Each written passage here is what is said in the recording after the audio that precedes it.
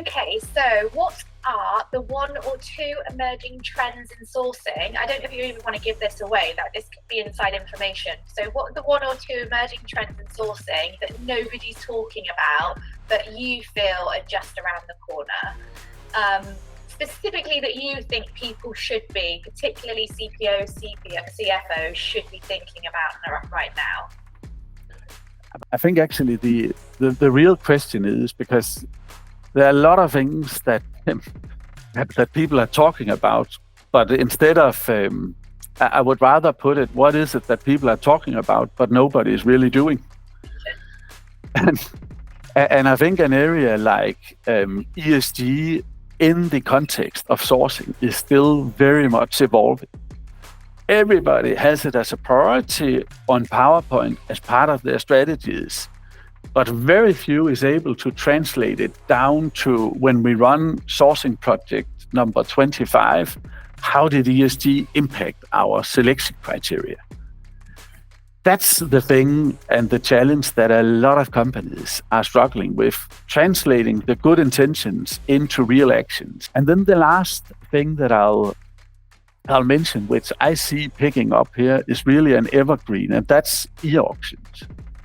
So over the last couple of years, it has not really been a suitable market for e-auctions, and very few people have been talking about it. It's one of those things that the smart ones have already adopted and is pushing quite hard. We don't know what's ahead of us. We have to be prepared for everything. That means we have to react quickly to unexpected things. That means that from a sourcing standpoint, we have to have tools that we can activate very quickly so that you can continue your journey. In other words, if you die because you didn't expect something bad happening to you and you didn't have the tools to fix it, then the fact that you're working on long term doesn't matter.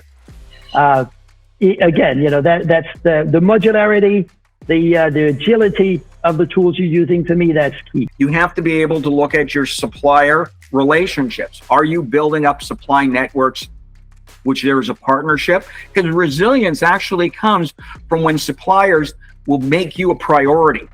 It's the ability to reach out and engage reliably and confidently and securely beyond the tier 1 suppliers, tier 2 and tier 3. Circular sourcing and sustainability is gaining traction in terms of, not just looking at what you're doing in terms of procuring the goods or service, the goods, for example, but also, how it ends up in terms of how it might be recycled. And the other area, which is up and coming, would be supplier diversity. So working with suppliers who are more diverse in their nature and ensuring you're working with all types of supply chain.